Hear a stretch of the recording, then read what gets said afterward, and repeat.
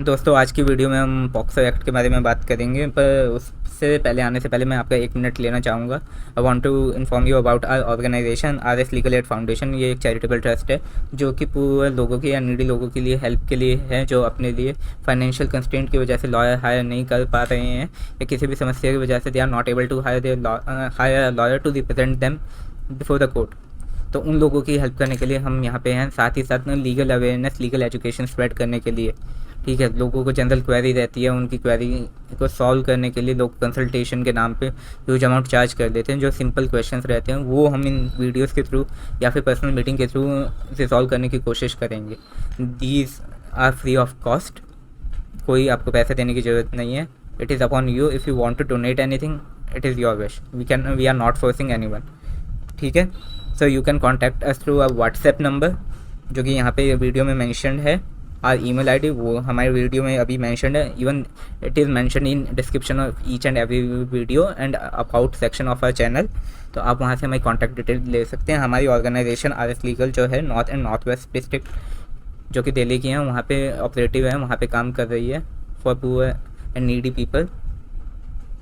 ठीक है, ताकि उनको भी जस्टिस प्रोवाइड करा जा सके, वो भी अपने केस कोर्ट में आके लड़ सके और अपने इशू को रिजॉल्व करवा सके या एक प्रॉपर रिप्रेजेंटेशन दे सके इन केस वो किसी गलत केस में फंस गए हैं। तो हम north and north waste district में अभी ऑपरेट कर रहे हैं बिकॉज कि अब हमारी अभी जो टीम है अभी एक एरिया पे कंसंट्रेट करके आगे बढ़ना चाहती है। In future we will expand our operation and will try to cover each and every district of Delhi. ठीक है, जिनके भी केस रोहिणी कोर्ट में चल रहे हैं, क्योंकि रोहिणी कोर्ट 2 डिस्ट्रिक्ट कवर करती है, north and north west. We are ready to help them. They can contact us through a WhatsApp number and email ID which are mentioned in the description in this video and about section of our channel। तो अब ज़्यादा भी time waste ना करते हैं, हम POCSO act पे आ जाते हैं। पॉक्सो एक्ट क्या है? पॉक्सो एक्ट 2012 में बना था to protect child from the sexual violence. तो सेक्शुअल वायलेंस बच्चों के अगेंस्ट काफ़ी बढ़ गया था, तो पार्लियामेंटेरियंस यानी जो हमारे नेता पार्लियामेंट में बैठे हुए हैं उनको लगा कि हमें कोई एक्ट की ज़रूरत है जो थोड़ा और स्ट्रिक्ट हो, बच्चों को बचा सके। IPC के प्रोविज़न सफिशेंट नहीं थे सेक्सुअल वायलेंस से बचाने के लिए, तो इसलिए इस एक्ट को एग्जिस्टेंस में लेके आया गया। और इसके बाद इस तरीके के केसेस में एक्शन लेना शुरू करा गया है जहाँ पे बच्चों के अगेंस्ट सेक्सुअल वायलेंस था। अब सेक्सुअल वायलेंस किस तरीके का है वो हम जान लेते हैं। कौन से एक्ट्स कमीशंस को हमने बोले तो पार्लियामेंटेरियंस ने यहाँ पे ऑफेंस की कैटेगरी में डाला है। पिनेट्रेटिव सेक्सुअल असॉल्ट। पिनेट्रेटिव सेक्सुअल असॉल्ट बोले तो आपने दूसरे की बॉडी के अंदर कुछ इस तरीके से कोई ऑब्जेक्ट अपनी बॉडी पार्ट को डाल दिया है जो सेक्सुअल एक्ट के अंदर कवर होता है, तो आपको पनिश करा जाएगा पिनेट्रेटिव सेक्सुअल असॉल्ट के लिए। Aggravated penetrative sexual assault. Aggravated penetrative sexual assault in general आप जान लीजिए कि बच्चा किसी की कस्टडी में है और उसने पिनेट्रेटिव सेक्सुअल असॉल्ट कर दिया। पिनेट्रेटिव सेक्सुअल असॉल्ट अभी कुछ सेकंड पहले मैंने बताया कि आपने उस बच्चे की बॉडी में अपना कोई बॉडी पार्ट डाल दिया है, या फिर आपने कोई उंगली डाल दी, या फिर आपने कोई ऑब्जेक्ट डाल दिया, जैसे आप कोई सेक्सुअल एक्ट कमिट करने की कोशिश कर रहे हैं, तो वो भी पनिशेबल है। ठीक है, सेक्सुअल असॉल्ट कर है। पिनेट्रेटिव सेक्सुअल असॉल्ट और सेक्सुअल असॉल्ट में फ़र्क है। यहाँ पे दोनों ही जो एक्ट है सेक्सुअल इन नेचर होंगे, बट डिफरेंस ये होगा कि सिंपल सेक्सुअल असॉल्ट में कोई पिनेट्रेशन नहीं हुई है, और पिनेट्रेटिव सेक्सुअल असॉल्ट में सामने जो बच्चा है आपने उसकी बॉडी में पेनिट्रेट कर दिया, उसमें कोई ऑब्जेक्ट डाल दिया या आपने बॉडी पार्ट डाल दिया, बॉडी, ठीक है, या कोई ऑब्जेक्ट डाल दिया। सेक्सुअल असॉल्ट को समझने के लिए आप ये समझ सकते हो कि आपने कोई क्रिमिनल फोर्स यूज़ करी है या आपने पावर यूज़ करी है, अपनी बॉडीली फोर्स यूज़ करी है विद सेक्सुअल इंटेंट, तो आप सेक्सुअल असॉल्ट का ऑफेंस कमिट कर रहे हैं, स्पेशली इन पॉक्सो। अगर सामने वाला बच्चा 18 साल से नीचे है तो एग्रीवेटेड सेक्सुअल असॉल्ट फिर से वही है कि किसी कस्टोडियन ने सेक्सुअल असॉल्ट कमिट कर दिया। सेक्सुअल हरासमेंट को हम इस तरीके से समझेंगे कि आपने कोई वर्ड, जेस्चर ऐसा कुछ करा है जिससे बच्चा असहज महसूस कर गया और सेक्सुअल नेचर का है, ठीक है, उसकी डिग्निटी हार्म हो रही है, तो you will be punishable for sexual harassment. Use of child in pornography, ये सेल्फ एक्सप्लेनेटरी है, आई थिंक मेरे को बताने की ज़रूरत नहीं है, फिर भी लोग नहीं समझ पा रहे हैं। तो बच्चों को पॉर्न मूवीज़ या वीडियोज़ या फिर आपका फ़ोटोग्राफ्स लेने के पर्पज़ के लिए इस्तेमाल करा गया है या फिर उनका पार्टिसिपेशन दिखाया गया है, तो ये भी पनिशेबल है।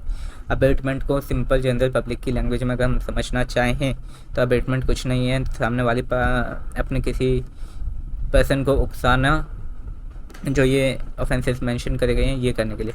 आपने किसी को उकसाया, उसने वो जाके ऑफेंस कर दिया, तो आप भी उतने ही लाइबल है जितना वो पर्सन लाइबल है उस एक्ट के लिए, तो दैट इज़ अबेटमेंट। ठीक है, ये सारे ऑफेंसेस हैं जो कि पनिशेबल है। अब पॉक्सो एक्ट को स्ट्रिक्ट क्यों कहा जाता है अब जान लेते हैं। नॉर्मली क्रिमिनल केसेस में एक प्रिजम्पशन चलते, प्रिजम्पशन बोले तो हम पहले से ही मान के चलते हैं कि जो क्रिमिनल है अभी उसको पूरा केस चलने से पहले हम इनोसेंट ही मानेंगे। उसने अभी उसको हम इस तरीके से लेके नहीं चलेंगे कि ये दोषी है, हम उसको ये मान के चलेंगे कि ये निर्दोष है, अभी उसका गुनाह साबित होना बाकी है, उसका जुर्म साबित होना बाकी है। पर पॉक्सो एक्ट के अंदर ये सिचुएशन बदल जाती है, ये सिचुएशन रिवर्स हो जाती है। इसमें एक्ट में स्पेसिफिकली बोला गया है कि हम ये मान के चलेंगे, स्पेशली बोले तो ऑफेंस कौन से, ऑफेंस के सामने मैंने 1 2 3 4 लिखा है। Penetrative sexual assault, aggravated penetrative sexual assault and aggravated sexual assault के सिनेरियो में हम ये मान के चलेंगे कि बंदे की मेंटल स्टेट थी ये सब कुछ करने की। अब ये बंदे के ऊपर है, वो अपने आप को निर्दोष कैसे साबित करेगा। उसको ये साबित करना होगा कि उसके कोई ना मोटिव था, ना इंटेंशन थी, ना नॉलेज था ये सब कुछ करने का। ठीक है, तो प्रिजम्पशन ऑफ इनोसेंस यहाँ पे नहीं है, presumption of culpable mental state की बात है यहाँ पे, ये कोर्ट लेके चलेगी। नॉर्मली आप रेप के केस में भी देखते हो, जहाँ पे अगर एक बार सेक्सुअल एक्ट एस्टेब्लिश हो गया, सेक्सुअल इंटरकोर्स एस्टेब्लिश हो गया, तो हमेशा ये डिफेंस के ऊपर, एक्यूज के ऊपर रहता है कि उसको ये एस्टेब्लिश करना पड़ेगा कि जो एक्ट हुआ है वो कंसेंशुअल था नेचर में।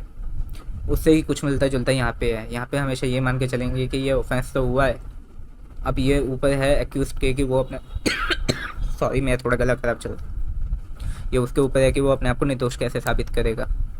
ठीक है, कई लोग झूठे मुकदमों में फिर फंस जाते हैं पॉक्सो एक्ट के अंदर कि कई बार ये होता है कि आस पड़ोस की लड़ाई होती है और झूठा नाम लिखवा दिया जाता है, बच्चे को इन्वॉल्व करके एक झूठी कंप्लेंट लिखवा दी जाती है कि सामने वाले व्यक्ति ने बच्चे के साथ सेक्सुअल हरासमेंट या सेक्सुअल असॉल्ट करा है, तो वो सिंपल एक गली मोहल्ले का लड़ाई झगड़ा कन्वर्ट हो जाता है पॉक्सो एक्ट के मुकदमे के अंदर। तो सिनेरियो को देखते हुए एक प्रोविज़न ये भी है कि अगर कोई फॉल्स कंप्लेंट लिखवाता है तो उस फॉल्स कंप्लेंट लिखवाने वाले व्यक्ति को भी पनिश कराया जाएगा। ठीक है, अब इसमें पॉसिबल डिफेंस क्या लेके चल रहे हैं, पहले तो हमें ये दिखाना होगा नॉर्मली पॉक्सो एक्ट के प्रोविज़न के परव्यू से बाहर निकलने के लिए we are required to establish कि जो बच्चा है वो 18 साल से ऊपर का है। आप उस सिनेरियो में ये डिफेंस नहीं ले सकते जहाँ बच्चा 7-8 साल या 10 साल या 11 साल का है। आप ये डिफेंस उस सिनेरियो में ले सकते हैं कि जहाँ पे लड़की या बच्चा क्लेम कर रहा है कि वो 16-17 साल का है, बट उसकी एक्चुअल एज ज़्यादा है, बायोलॉजिकल एज ज़्यादा है as compare to the documentary age. Document में कई बार उम्र कम लिखवा दी जाती है, ये आप सब लोगों को पता होगा, ऐसा करना नहीं चाहिए, ये भी अपने आप में एक ऑफेंस है पर लोग करते हैं और ये जनरली होता आ रहा है। तो उस मुद्दे को अलग रखते हुए कि हम ये देख लेते हैं कि इन केस अगर आपको पूरा बिलीफ है कि इस बंदे की बायोलॉजिकल एज ज़्यादा है, तो उस सिनेरियो में आपको ये प्रूव करना होगा कि इसकी बायोलॉजिकल एज ज़्यादा है। सर्टेन मेडिकल टेस्ट होते हैं जिसके थ्रू आपका ये इस्टेब्लिश हो सकता है कि इन बंदे की बायोलॉजिकल एज 16-17 नहीं 18-20 साल के अराउंड है। ठीक है, उसमें एक्जैक्ट डेट नहीं आती उन मेडिकल टेस्ट में, पर हाँ एक जनरल एक सेटिस्फेक्शन आ जाती है कि हाँ ये 16-17 साल का नहीं 18-19 साल का हो सकता है, 20 साल का हो सकता है, तो आप उसका डिफेंस ले सकते हैं। ठीक है, फिर दूसरी बात ये है कि आपको एक पॉसिबल डिफेंस इस एक्ट के अंदर ही दे रखा है, इस एक्ट में ही बता रखा है कि आप क्या डिफेंस ले सकते हो। You can take the defence that कि आपका कोई कल्पेबल स्टेट ऑफ माइंड था ही नहीं, बोले तो आपका ना कोई मोटिव था, ना इंटेंट था, ना नॉलेज थी पर्टिकुलर फैक्ट की, या आपको बिलीफ था। ठीक है, for an example you are chatting with some girl on Tinder on Bumble, वो बोलती है कि my age is above 18, I am 20, I am 21, fake profile बना लेती हैं लड़कियाँ, कोई बड़ी बात नहीं है, एंड दे क्लेम कि भाई हम मेजर हैं, हम अडल्ट हैं। आप उनके साथ सेक्सुअल इंटरकोर्स में एंगेज हो जाते हो, तो उसके बाद वो लड़की चीखना चिल्लाना शुरू कर देती है कि तुमने मेरा रेप कर दिया, ये वो है, you will be liable for the punishment under POCSO act. वो आपकी कंप्लेंट लिखवा देती है, पुलिस वाले आपको पॉक्सो एक्ट के अंदर बुक कर देते हैं, आपके अगेंस्ट चार्जेस लगा देते हैं, इन्वेस्टिगेशन पॉक्सो एक्ट के तहत चलने लगती है। तो उस सिनेरियो में इफ़ यू हैव प्रूफ कि कहीं उसने आपको शो करा हो कि वो 18 साल से ऊपर की है, तो उस सिनेरियो में आप ये अपना डिफेंस लेके जा सकते हो इफ़ यू हैव प्रूफ, ठीक है, कि दैट यू बिलीव्ड और आपकी कोई मोटिव इंटेंशन था नहीं उस लड़की को रेप करने का। ये सब कुछ जो था वो कंसेंशुअल था and you acted on the representation given by that lady, by that girl. Generally कोई भी व्यक्ति किसी का आधार कार्ड नहीं लेता है और चेक करता है कि आप अपनी एज बताएं। Normally the person relies on the word of other person, ठीक है। इस तरीके के डिफेंस लिए जा सकते हैं। इस वीडियो को कंक्लूड करने से पहले मैं बस एक बात और ये बोलना चाहूँगा कि हम ये कुछ डिफेंस है, ठीक है, हम यहाँ डिस्कस कर रहे हैं, but they are not the universally binding principles, ठीक है। हर केस के फैक्ट सर्कमस्टांसेस मेरे भाई, मेरे दोस्त, मेरे यार अलग है। हर केस को इंडिविजुअली देखना पड़ता है, but is in that case उसके बेसिस पे हम डिफेंस तैयार करते हैं। आप, ठीक है, अगर आपकी इस वीडियो से हेल्प होती है और हम चाहते हैं कि हम आपकी किसी न किसी तरीके से लीगल अवेयरनेस करें या लीगली एजुकेट करें, ठीक है, या लीगल एजुकेशन प्रोवाइड करें, आपकी काम आती है तो बहुत अच्छी बात है। बट मेरे भाई, मेरे दोस्त, इसको आंख बंद करके अपने केस में लगाने की ज़रूरत नहीं है। इट विल बी बेटर आप अपने लॉयर से डिस्कस करो, बात करो, समझो अपने केस को, फिर आगे बढ़ो केस में, ठीक है। क्योंकि कई बार इंटरनेट की पड़ी हुई चीज़ें काफ़ी फैटल हो जाती हैं आपके लिए। इंटरनेट पे एजुकेट बहुत लोग कर रहे हैं, पर क्या आप लोगों को सही से एजुकेट कर रहे हैं, वो बहुत बड़ी चीज़ है। आपको लगता है कि भाई मैं अगर कुछ गलत बोल रहा हूँ या फिर मेरी बातों पर डाउट आ रहा है, तो आप इस वीडियो के भी फैक्ट्स को 2 बार चेक करें।